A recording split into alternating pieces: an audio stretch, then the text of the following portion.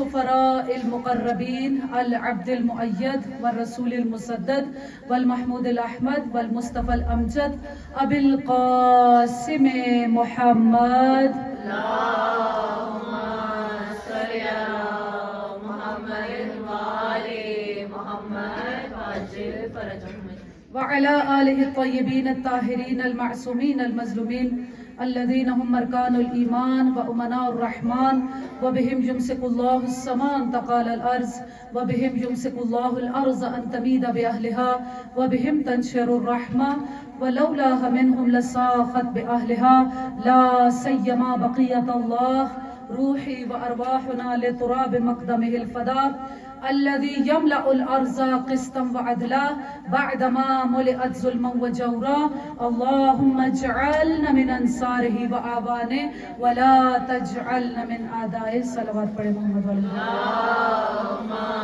صل على محمد وآل محمد وعجل فرجهم أما بعد فقد قال إمام حسين عليه السلام اللهم صل على محمد وآل محمد وعجل فرجهم إني لم أخرج أشرا ولا بطرا ولا ظلما ولا فسادا إنما خرجت لطلب الإصلاح في أمة جدي صلوات پڑھے محمد والے اللهم صل على محمد وآل محمد وعجل فرجهم باب الحوائج کی مجلس ہے عباس علمدار عباس با وفا شہنشاہ وفا حجاب زینب شباب حسین یہ القابات سارے کے سارے عباس کو کربلا میں ملے ہیں شباب حسین حسین کی جوانی جب عباس کی آواز آخر آئی روایات کیا کہتی ہیں امام کی آواز بلند ہوئی الآن انکسر ظہری عباس تیرے جانے سے حسین کا زور بازو چلا گیا زور کمر ٹوٹ گیا اجرکم عند اللہ عباس وہ ہستی ہیں جب تک عباس زندہ تھے بیویوں کو اطمینان تھا لیکن جو ہی عباس کی خبر شہادت بیویوں تک پہنچی ہے روایات کیا کہتی ہیں بیویوں کا اطمینان ختم ہو گیا ایک خوف اور دہشت خیموں کے اندر آ گئی عباس کی وہ تسبیح جو ہم ہمیشہ پڑھتے ہیں کہ یا کاشف الکرب عن وجہ الحسین علیہ السلام اکشف کربی بحق اخیک الحسین علیہ السلام اسی تسبیح کو دہراتے ہیں کہ اے وہ ہستی جو امام حسین علیہ السلام کے چہرے سے غم کو دور کر دیتی ہے باب الحوائج کی مجلس عباس علمدار کے وسیلے سے دعائیں کرتے ہیں کہ پروردگار سب کی حاجتوں کو قبول و منظور کرے سب کے دامن مراد کو بھر دے سب کی پریشانیوں کو دور کرے مرحومین کے درجات کو بلند فرمائے برزخ کی منزلوں کو آسان فرمائے بیماروں کو شفائی کاملہ و عاجلہ نصیب ہو بے اولادوں کو اولاد عطا ہو جو اولاد نرینہ کے خواہش مند ہیں یا بیٹیوں کے خواہش مند ہیں انہیں حسین کے عزادار عطا ہو پروردگارہ امام الزمانہ کے ظہور میں تعجیل فرمانا ہم سب کو امام علیہ السلام کے آوان و انصار میں شمار کرنا ہماری عمروں کو طولانی کرنا کہ امام کے ظہور پر نور کو اپنی آنکھوں سے دیکھ سکیں اگر ہم مر جائیں تو ہمیں ہماری قبور سے اٹھانا تاکہ امام کی نصرت اور حمایت کر سکیں ایک مرتبہ پرزور حیدری صلوات پڑھیں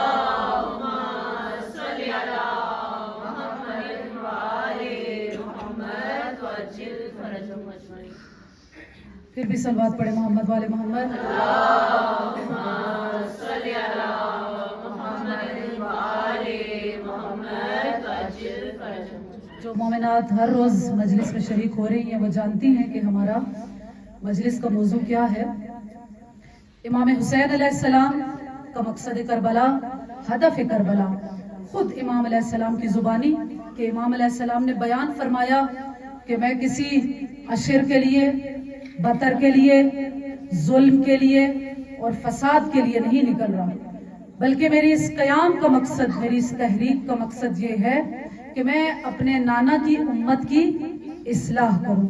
اس کا کیا مطلب ہے؟ اس کا مطلب ہے کہ یہ امت فاسد ہو چکی ہے۔ اصلاح کی ضرورت وہاں پر ہوتی ہے جہاں پر کوئی فساد ہوتا ہے۔ امام حسین علیہ السلام اپنے اس جملے سے بتانا چاہتے ہیں کہ امت کے اندر فساد بپا ہو چکا ہے، مفسدہ بپا ہو چکا ہے۔ اب حسین جو نکل رہے ہیں وہ اس امت کی اصلاح کے لیے نکل رہے ہیں۔ اور دوسرا جملہ کیا کہا؟ وَأَسِيرَ بِسِيرَةِ جَدِّي وَأَبِي، میں اپنے نانا کی سیرت اور اپنے بابا علی کی سیرت کو زندہ کرنا چاہتا ہوں۔ بابا علی کی سیرت کیا تھی؟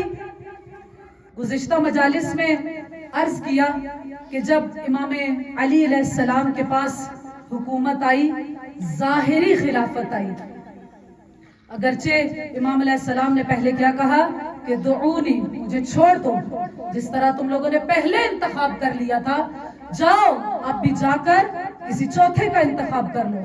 لیکن جب اصرار بڑھا تو امام علیہ السلام نے حکومت کو قبول کیا۔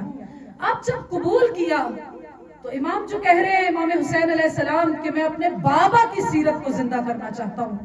وہ بابا کی سیرت کیا تھی؟ توجہ، بابا کی سیرت کیا تھی جسے امام حسین علیہ السلام زندہ کرنا چاہتے ہیں؟ امام علی علیہ السلام کا جب دور حکومت شروع ہوا، امام علیہ السلام نے جو سب سے پہلا کام کیا ہے وہ کس چیز پر کیا ہے؟ کس چیز پر کیا؟ امام نے فرعی مسائل کو نہیں چھیڑا، امام نے اسلام کی روح پر کام کیا ہے، اس کی بنیاد پر قائم کیا ہے، اس کی فاؤنڈیشن پر کام کیا ہے۔ اگر ہم کوئی بنیاد ہی مضبوط نہ بنائیں تو اس کے اوپر جو اگر بلڈنگ کھڑی کر دی جائے تو کیا ہوگا؟ جتنی خوبصورت بلڈنگ ہو، جتنا خوبصورت پینٹ کیا ہوا ہو، تو وہ کیا ہوگا؟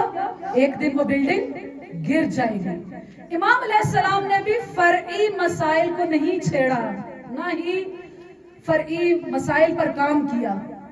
فرعی مسائل کیسے؟ امام علیہ السلام نے یہ نہیں ہے کہ نماز، روزہ، حج، زکوٰۃ، ان چیزوں پر کام کیا۔ یہ سب کیا ہے؟ فروع دین ہے، احکام دین ہے۔ امام علیہ السلام کیا بتانا چاہتے ہیں؟ اگر اسلام کی روح، اس کی اصل، اس کی بنیاد اگر ٹھیک ہو گئی تو یہ ساری چیزیں بھی ٹھیک ہو جائیں گی۔ اصل اسلام کیا ہے؟ روح اسلام کیا ہے؟ کیا ہے؟ کیا نماز اصل اسلام ہے؟ کیا روزہ اصل اسلام ہے؟ پھر کیا ہے؟ کیا چیز اصل اسلام ہے، روح اسلام ہے کہ اگر وہ نہ رہے تو سب کچھ ختم ہو جائے؟ وہ کیا ہے؟ وہ کیا ہے؟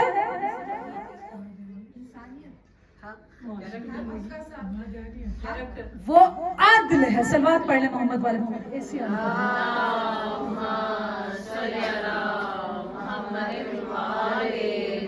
توجہ میری طرف، وہ کیا ہے؟ وہ عدل ہے، عدل ہے۔ نماز اصل اسلام نہیں، روح اسلام نہیں ہے، روزہ اصل اسلام نہیں ہے، زکوٰۃ اصل اسلام نہیں ہے، حج اصل اسلام نہیں ہے۔ توجہ، یہ سب کچھ کیا ہے؟ اسلام کے فروع ہیں، شاخیں ہیں۔ جب آپ لوگ بچوں کو سکھاتے ہیں تو کیا کہتے ہیں؟ اصل دین کیا ہے؟ فروع دین کیا ہے؟ اصول دین کیا ہے؟ توحید، عدل، نبوت، امامت، قیامت۔ تمام ادیان میں، حتیٰ کہ اہل سنت کے نزدیک بھی جو بنیاد مذہب ہے، جو اصل مذہب ہے، وہ تین ہے: توحید، نبوت اور معاد۔ دو چیزیں ہیں جو ہم اہل تشیع کو دوسرے تمام مذاہب سے الگ کرتی ہیں۔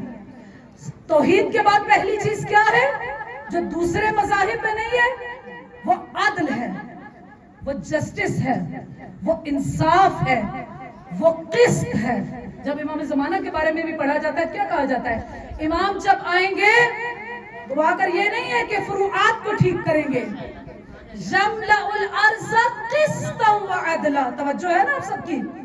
امام جب آئیں گے تو وہ اس دنیا کو قسط اور عدل سے پر کر دیں گے. جو روح اسلام ہے, جو اصل اسلام ہے, جو بنیاد اسلام ہے, وہ کیا ہے؟ وہ عدل ہے.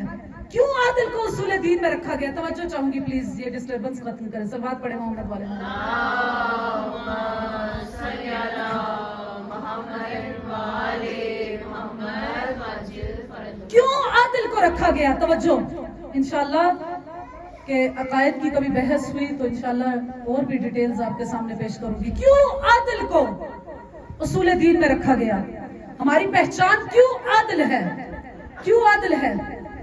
کیونکہ عدل مرکز ہے. تمام عقائد, تمام احکام اس عدل کے آس پاس گھومتے ہیں. خدا رحمان کیوں ہے؟ کیونکہ وہ عادل ہے. خدا رازق کیوں ہے؟ کیونکہ وہ عادل ہے. خدا رحیم کیوں ہے؟ کیونکہ وہ عادل ہے. خدا نے انبیاء کو کیوں بھیجا؟ کیونکہ وہ عادل ہے. خدا نے ائمہ کو کیوں بھیجا؟ کیونکہ وہ عادل ہے. اس نے کتابوں کو کیوں بھیجا؟ کیونکہ وہ عادل ہے. حشر نشر کا دن کیوں ہے؟ کیونکہ وہ عدالت ہے. جو بنیاد ہے, جو مرکز ہے, جو سینٹر ہے تمام عقائد کا, تمام فروعات کا, وہ کیا ہے؟ وہ عدل ہے. امام علی علیہ السلام کی جب دور خلافت شروع ہوا, دور حکومت شروع ہوا, امام علیہ السلام نے اسی روح اسلام پر کام کیا ہے, اسی اصل اسلام پر کام کیا ہے. امام علیہ السلام سے پوچھا گیا کہ یا علی, امام علیہ السلام نے جب سلونی کا دعویٰ کیا تھا, نہیں معلوم کس عرصے میں, امام علیہ السلام سے یہ سوال کیا گیا کہ آپ یہ بتائیے کہ العدل افضل ام الجود؟ عدل افضل ہے یا جود و سخاوت افضل ہے؟ آپ کس چیز کو کہتے ہیں کہ وہ افضل ہے؟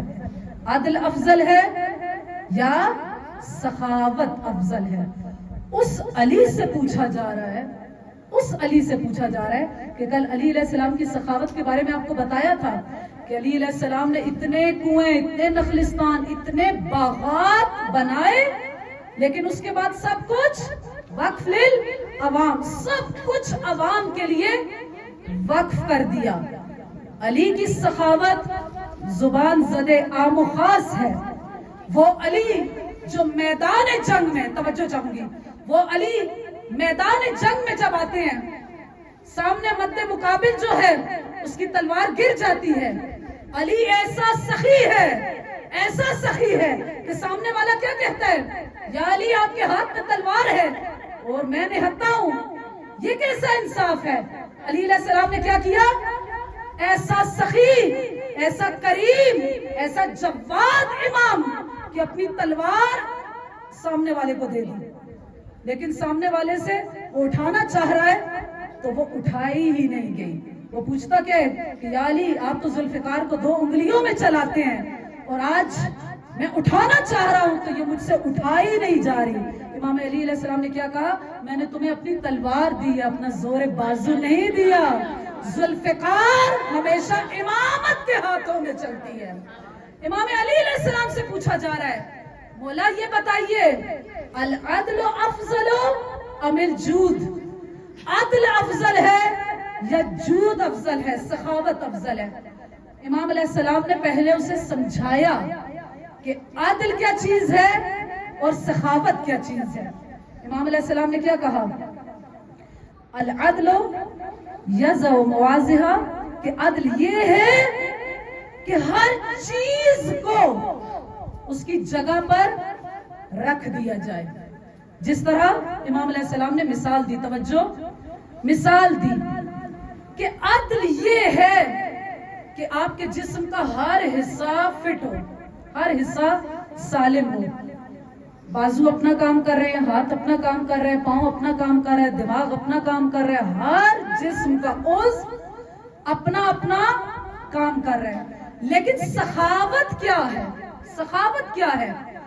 کوئی ایک عضو بیمار ہو گیا تو دوسرا اس کی ہیلپ کرے گا. ٹھیک ہے, سمجھیے اس چیز کو. امام علیہ السلام نے مثال کیا دی کہ عدل کیا ہے؟ جسم کا ہر عضو, ہر حصہ سالم تندرست ہے. لیکن سخاوت کیا ہے؟ سخاوت یہ ہے کہ کوئی ایک حصہ بیمار ہو جائے اور دوسرا اس کی جگہ پر کام کر رہا ہے. اب امام علیہ السلام نے کیا کہا کہ عدل ایک صحت مند معاشرے کی پہچان ہے، لیکن سخاوت ایک بیمار معاشرے کی علامت ہے. سخاوت کیوں کی جائے گی؟ سخاوت کیوں کی جائے گی؟ جب ایک امیر ہوگا دوسرا غریب ہوگا. اور امارت کیسے آتی ہے یہ بھی امام علیہ السلام نے سمجھا دیا کہ امارت کیسے آتی ہے، امیری کیسے آتی ہے. جب کسی غریب کے حق کو مارا جائے گا، ایک غریب سے غریب ہوتا چلا جائے گا، دوسرا امیر سے امیر ہوتا چلا جائے گا. تو امام علیہ السلام نے کیا کہا کہ عدل ایک صحت مند معاشرے کی پہچان ہے، جبکہ جود و سخاوت ایک بیمار معاشرے کی پہچان ہے. فالعدل افضلهما واشرفهما. بس ثابت کیا ہو گیا کہ عدل ان دونوں میں سے یعنی جود و سخاوت اور عدل میں سے عدل افضل ہے اور اشرف بھی ہے.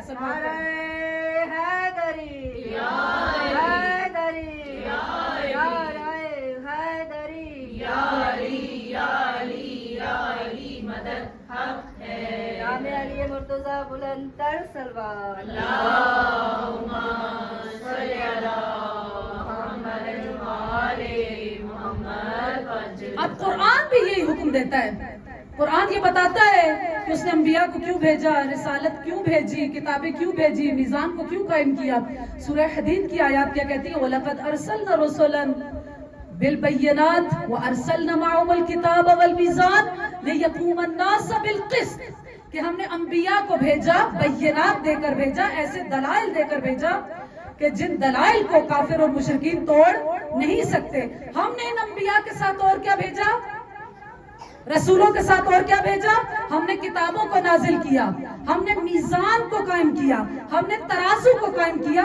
لیقوم الناس بالقسط. کہ تاکہ لوگوں کے اندر قسط اور عدالت قائم ہو سکے.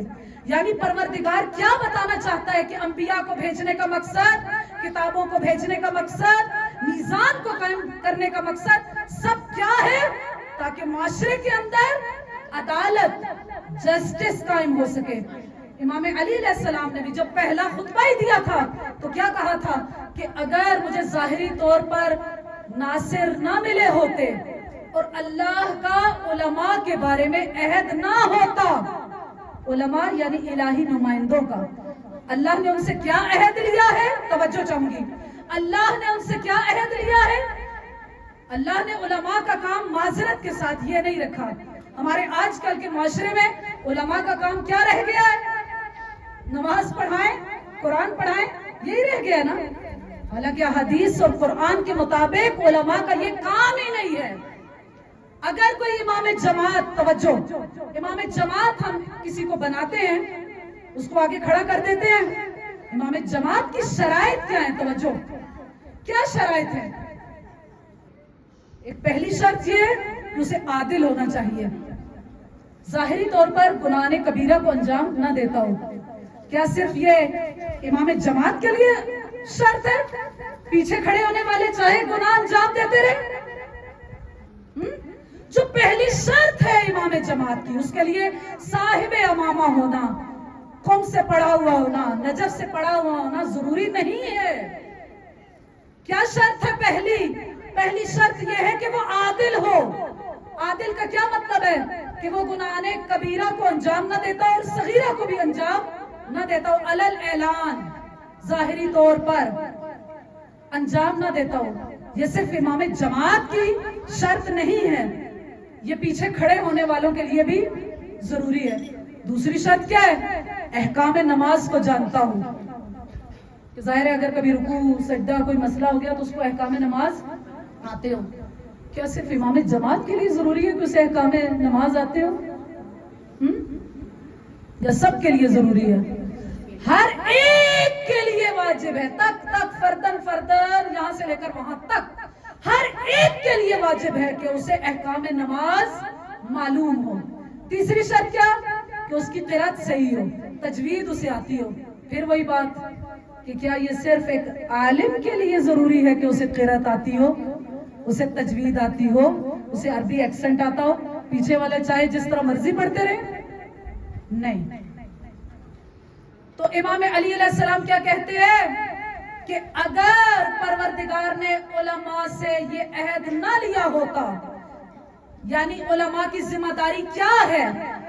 علماء کی ذمہ داری یہ ہے، امام بتاتے ہیں کہ وہ ظالم کے ظلم پر خاموش نہ رہے اور مظلوم کی مظلومیت پر خاموش نہ رہے۔ اگر اللہ نے یہ عہد نہ لیا ہوتا تو میں کبھی بھی اس حکومت کو قبول نہ کرتا۔ اب آئیں کہ جب امام علیہ السلام نے حکومت قبول کر لی، امام کیا بتایا کہ اصل اسلام پر کام کرنا چاہتے ہیں، عادل قائم کرنا چاہتے ہیں۔ امام علیہ السلام نے عدالت کو کیسے قائم کیا؟ امام علیہ السلام نے کیا کہا کہ یہ جو بیت المال ہے، جس کی مثالیں کل دی تھی آپ کو، کہ یہ جو بیت المال ہے یہ ہر ایک میں برابر تقسیم ہوگا، ہر ایک کا حصہ برابر کا دیا جائے گا، نہ کسی کا زیادہ نہ کسی کا کم، ہر ایک کا حصہ برابر۔ صلوات پڑھے محمد والے۔ اللہم صلی علی محمد وآل محمد وعجل فرجهم۔ اور پھر امام کیا کہتے ہیں؟ آئندہ میں ایسا کرنے بھی نہیں دوں گا کہ کوئی بیت المال کو لوٹ لے۔ ٹھیک ہے، یہ تو بات سمجھ میں آتی ہے کہ جیسا کہ ہر گورنمنٹ جب آتی ہے تو یہی کہتی ہے نا کہ ہم آئندہ یہ کریں گے۔ امام علیہ السلام بھی اپنی آئندہ کی پالیسیز بتا رہے ہیں کہ میں آئندہ کسی کو بھی بیت المال لوٹنے نہیں دوں گا۔ کیا صرف امام علیہ السلام نے یہی کہا کہ میں بیت المال لوٹنے نہیں دوں گا، برابر تقسیم ہو جائے گا؟ امام نے کہا نہیں، جو لوٹا گیا ہے اس کو بھی واپس کروں گا۔ یہاں پر آ کر مسئلہ ہو جاتا ہے کہ جو لوٹا گیا ہے میں اسے بھی واپس لاؤں گا۔ اور کتنی سخت عدالت ہے امام علی علیہ السلام کی کہ انہوں نے کیا کہا کہ اگر مجھے پتا چلتا ہے کہ بیت المال سے کوئی کنیز خریدی گئی ہے تو میں اس کو بھی واپس لاؤں گا، اگر کسی عورت کا حق مہر بیت المال سے دیا گیا ہے تو میں وہ بھی واپس لاؤں گا۔ اب جب اتنی شدید عدالت علی علیہ السلام کی دیکھی گئی تو وہاں پر مسئلہ بن گیا۔ اسی لیے امام علی علیہ السلام کو کیا کہا جاتا ہے؟ امام حسین علیہ السلام نے خود کہا کہ قتل ابی لشدت عدلہ فی محرابہ، میرے بابا کو شدت عدالت کی وجہ سے محراب میں شہید کر دیا گیا۔ آج اگر آپ جو ہمارے غیر مسلم ہیں اگر ان کی کتابوں کو دیکھیں تو انہوں نے امام علی علیہ السلام پر بہت بڑی بڑی کتابیں لکھی ہیں۔ جس طریقے سے ایک کتاب لکھی گئی کہ صوت العدالت الانسانیہ، کہ علی کون ہے؟ انسانی عدالت کی آواز ہے۔ علی وہ ہے کہ جسے شدت عدالت کی وجہ سے شہید کر دیا گیا۔ دنیا اس عدالت کو برداشت نہ کر سکی۔ کیسے نہ برداشت کر سکی کہ کل ذکر کیا تھا طلحہ و زبیر کا، کہ طلحہ زبیر کہ بتایا کہ وہ پہلی خلافتوں میں حکومت میں نہیں تھے، کس میں تھے؟ اپوزیشن میں۔ ظاہر ہے انہیں وزارتیں بھی نہیں ملی، بصرہ کی حکومت نہیں ملی، کوفہ کی نہیں ملی۔ اب ان کے ذہنوں میں یہ تھا کہ اب علی علیہ السلام جب آئے ہیں تو ہم ہی تو تھے جنہوں نے سب سے پہلے علی کی بیعت کی ہے۔ سب سے پہلے آگے بڑھ کر علی کی بیعت کرنے والے کون ہیں؟ طلحہ زبیر ہیں۔ آئے امام علی علیہ السلام کی خدمت میں اور سوچ یہی رہے تھے کہ ظاہر ہے علی علیہ السلام کیا کریں گے، شاید ہمیں بڑی بڑی وزارتیں دے دیں گے، کوفہ کی، بصرہ کی، رے کی، یمن کی، سکندریہ۔ علی کے پاس تو اتنے بڑے بڑے علاقے ہیں۔ علی علیہ السلام کیا کریں گے؟ ہمیں بڑی بڑی وزارتیں دے دیں گے، گورنریاں دے دیں گے۔ لیکن جب آئے امام علی علیہ السلام کے پاس، وہ امام علی علیہ السلام کی جو فلم ہے آپ ضرور اس کو خود بھی دیکھیں، بچوں کو بھی دکھائیں تاکہ پتہ چلے کہ علی کی عدالت کس طرح کی ہے۔ جب آئے امام علی علیہ السلام کے پاس تو علی کیا کر رہے ہیں؟ بیت المال کو تقسیم کر رہے ہیں، ہر ایک کا حصہ رکھ رہے ہیں، فلاں کا اتنا، فلاں کا اتنا، فلاں کا اتنا۔ یہ تھوڑی دیر بیٹھے رہے، ایک چراغ جل رہا ہے اور اس کے بعد یہ کیا کہتے ہیں کہ مولا ہم آپ سے کچھ گفتگو کرنا چاہتے ہیں۔ امام علیہ السلام نے کیا کیا؟ اس چراغ کو بند کیا اور ایک اور چراغ جلایا. تو اب یہ پوچھتے ہیں کہ آپ نے اس چراغ کو بند کیوں کیا اور دوسرا کیوں جلایا؟ تو امام علیہ السلام کیا جواب دیتے ہیں کہ میں بیت المال کا کام کر رہا تھا، اس لیے بیت المال کے تیل سے جلنے والا چراغ روشن تھا، لیکن اب چونکہ میرا ذاتی کام شروع ہو گیا ہے اس لیے اب یہ میرے ذاتی پیسے کا چراغ یہاں پر جلے گا. اب یہ طلحہ زبیر سمجھ گئے کہ علی علیہ السلام ہمیں کوئی حکومت بھی نہیں دیں گے. یا علی یا علی یا علی محمد والے محمد پر بلند کر صلوات. اللہم صلی علی محمد وآل محمد وسلم. ابن عباس بھی آئے تھے مولا کے پاس، جو اس دن بھی آپ کے سامنے روایت پیش کی. انہوں نے کیا کہا کہ مولا اتنی سختی نہ کیجیے، اتنی عدالت نہ کیجیے، اتنی شدت نہ رکھیے. تو وہاں پر مولا کو وہی جواب جو مولا نے دیا تھا کہ اے ابن عباس بتاؤ کہ اس جوتی کی قیمت کتنی ہے. ابن عباس نے کیا کہا تھا کہ مولا اگر عشق اور محبت کے لحاظ سے دیکھے تو یہ جوتی تو کائنات کے برابر نہیں ہے، لیکن اگر آپ ظاہری طور پر پوچھنا چاہتے ہیں کہ میں بازار اس کو لے کر جاؤں اور اسے بیچوں تو پھر اس کی کتنی قیمت ہوگی؟ تو مولا اس کی کوئی قیمت نہیں ہے. امام علیہ السلام نے کیا فرمایا کہ میں تمہاری حکومت کو قبول ہی اسی لیے کر رہا ہوں، ورنہ یہ حکومت میرے نزدیک اس جوتی سے بھی پستر ہے، صرف کس لیے کہ تاکہ میں حق کو قائم کر سکوں. بہرحال وقت گزر گیا، انشاءاللہ کل یہاں سے آگے ایک بہت پیاری روایت میرے پاس تھی، لیکن چونکہ وقت نہیں انشاءاللہ کل اس کو بیان کروں گی کہ جو مولا کے سچے عاشق ہیں جنہوں نے عدالت علی علیہ السلام کو قبول کیا وہ کس قسم کے تھے. صلوات پڑھے محمد والے محمد. اللہم صلی علی محمد وآل محمد وسلم. بہرحال آج کی تاریخ 8 محرم عباس علمدار سے مخصوص ہے. باب الحوائج عباس سے با وفا، شباب حسین، حجاب زینب ہے عباس. اور آج آپ تمام سے عرض کروں گی کہ بہت مؤدب ہو کر بیٹھے ہیں. دل کہتا ہے آج کی مجلس میں جناب زہرا ضرور آئیں گی، بی بی ام البنین ضرور آئیں گی. بہت مؤدب ہو کر بیٹھے ہیں. بی بی ام البنین نام ان کا فاطمہ کلابیہ ہے، لیکن لقب انہیں بی بی ام البنین کا دیا گیا. ام البنین یعنی بیٹوں کی ماں. پروردگار نے ام البنین کو 4 بیٹے عطا کیے، لیکن چاروں کے چاروں کربلا میں شہید ہو گئے. تاریخ کہتی ہے اسیروں کا لٹا ہوا قافلہ جب واپس مدینہ آیا، امام سجاد علیہ السلام نے بشیر کو حکم دیا، اے بشیر تو بھی شاعر ہے، تیرا باپ بھی شاعر ہے، ہم مدینہ کے باہر بیٹھے ہیں، جا مدینہ والوں کو ہمارے آنے کی خبر دے.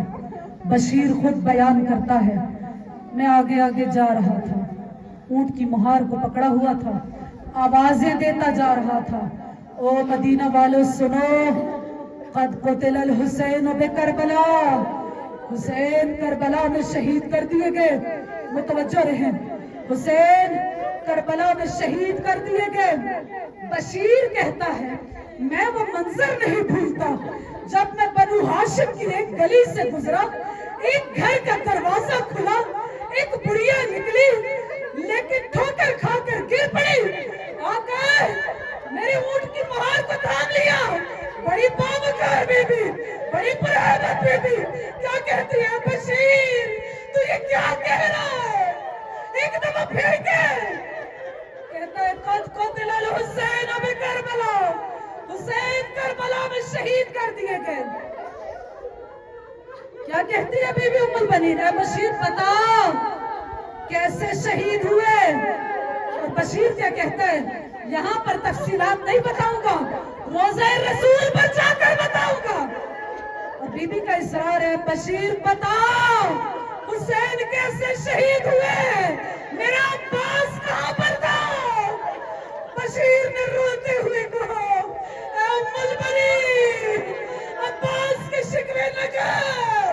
عباس پہلے شہید ہوئے، حسین بعد میں شہید ہوئے. ہمارا سلام ہو اس بی بی پر. بی بی نے نہیں پوچھا بتا میرا عباس کیسے شہید ہوا. کربلا کی طرف منہ کر کے بی بی کیا کہتی ہے؟ کلہم بفداء الحسین، سب کچھ حسین پر فدا ہے. بی بی نے کبھی نہیں پوچھا عباس کے بازو کیسے قلم ہوئے. 1 سال گزر گیا، بی بی ام البنین کو پتا نہیں ہے کہ عباس کی شہادت کیسے ہوئی تھی. اجرکم عند اللہ. 2 ہستیاں ایسی ہیں کہ انہیں عباس کے بازو کٹنے کا کبھی یقین نہ آیا. ایک بی بی ام البنین ہے، دوسرا مختار سقفی ہے. مختار کو یقین نہیں آتا تھا کہ میرے عباس کے بازو قلم ہوئے، میرے شیر کے بازو قلم ہوئے. جب قاتلین عباس کو جب قاتلین عباس کو مختار کے سامنے لایا گیا، مختار ان سے پوچھتا ہے بتاؤ عباس کی شہادت کیسے ہوئی. اب قاتلوں نے بیان کرنا شروع کیا. کیا کہتے ہیں؟ ہم نے دیکھا کہ عباس میدان میں آئے. ایک تو وجہ یہ بتائی جاتی ہے کہ عباس کے پاس تلوار ہی نہیں تھی، اور دوسرا علماء نے یہ بیان کیا کہ اتنا روب اور دبدبا تھا عباس کا، عباس کو تلوار چلانے کی ضرورت ہی نہیں پڑی. کہتا ہے کہ جو ہی عباس خیموں سے نکلے تھوڑی دیر نہ گزری تھی کہ عباس فرات پر پہنچ گئے، نہر سے مشکیزے کو بھرا. اب جب واپس پلٹنے لگے تو ہرملہ بیان کرتا ہے کہ اے مختار تو سن نہ سکے گا، تو برداشت نہ کر سکے گا. جب عباس نہر سے واپس پلٹے میں ایک ریت کے ٹیلے کے پیچھے چھپ گیا. جب عباس میرے پاس سے گزرے میرے عباس کے دائیں بازو پر وار کیا، دائیں بازو قلم ہوا. ایک دوسرے لعین نے میری تقلید کرتے ہوئے عباس کے دوسرے بازو پر وار کیا، دوسرا بازو قلم ہوا. لیکن عباس کو کوئی غم نہیں ہے. مشک سکینہ کو اچھل کر اپنے دانتوں میں پکڑ لیا. ایک ہاتھ میں علم ہے، دانتوں میں مشکیزہ. عباس کو بس جلدی ہے کہ کسی طریقے سے خیام تک پہنچ جائے. ایک مرتبہ عمر صاحب نے کیا کہا؟ ارے سب مل کر حملہ کر دو، خیام تک پانی نہ جائے. اب جب مل کر حملہ ہوا اتنے تیر چلے، اتنی تلواریں چلی، سر پر گرز لگا، آنکھ میں تیر لگا، گرز کا لگنا تھا. عباس گھوڑے پر سنبھل نہ سکے.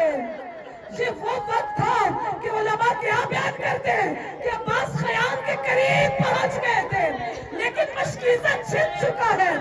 اب جب عباس نے دیکھا کہ میں گھوڑے سے گرنے لگا ہوں، عباس نے کیا کیا؟ ذوالجناح سے کیا کہا؟ اے ذوالجناح کسی طرح مجھے خیموں سے دور لے جا، خیموں سے دور لے جا. یہی وجہ ہے کہ آپ لوگوں نے جب مصائب سنے تو یہ سنا ہوگا کہ عباس کے لاشے پر جب حسین پہنچے، عباس کی جب آواز آخر آئی تو حسین بڑی تیزی سے میدان کی طرف گئے. لیکن پہلے دایاں بازو ملا، پھر بایاں بازو ملا. ارے ہونا تو یہ چاہیے تھا نا، پہلے لاشیں عباس تک پہنچتے پھر بازوਆਂ تک پہنچتے. ایسا کیوں ہوا کہ پہلے دایاں بازو ملا پھر بایاں بازو ملا؟ اسی لیے کہ جب خیام کے قریب پہنچے عباس نے گھوڑے سے کیا کہا؟ اے گھوڑا مجھے مقتل کی طرف دوبارہ لے جا. آقا زادیہ سکینہ ننھے ننھے بچے میرے گرنے کے منظر کو نہ دیکھے. اب جب گھوڑے کرو دوبارہ مقتل کی طرف ہوا. سوچئے عباس کو آنکھوں سے نظر نہیں آ رہا، اتنے تیر، اتنی تلواریں، اتنے نیزے ہائے جس میں عباس پر لگے. آپ تو قاسم کے مصائب میں سنتے ہیں نا کہ قاسم کا لاشا پامال ہو گیا. لاش عباس گھوڑے کی پشت پر ہی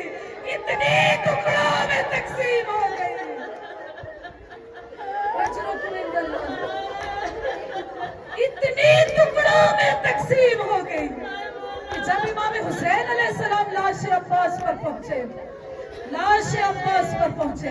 अभी अब्बास की जान बाकी है।